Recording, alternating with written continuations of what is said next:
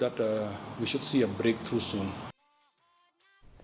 Ka Sorkar Jylla kadang up ya ke Jubab nakatanat ya dari jong ka Sorkar pedeng ha ka baydai bat ke jingmang ya ka jaka ka bahe ar akar na ka benta ban Pynkynriah ya ki lai spa saupu ar teli ki Longiing ki basa ha tem ya Mawlong.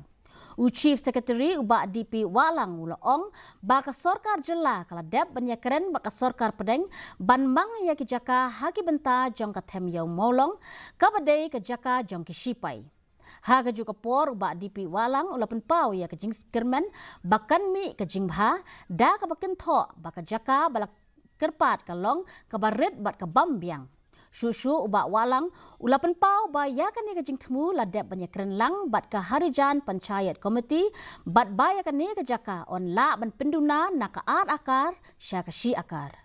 It's viable as far as we're concerned. So once we get a response from the Defence Ministry, we'll take it forward. We had discussed with the stakeholders at that point of time when we met here about 2 months back in the month of November. They were agreeable to that because by relocating that area where we are discussing right now, the Gurdwara also will not be impacted, will not be affected. The place of worship will not be touched. So I think it's a win-win situation if it is approved. We are talking about initially 2 acres, which may be reduced to 1 acre now.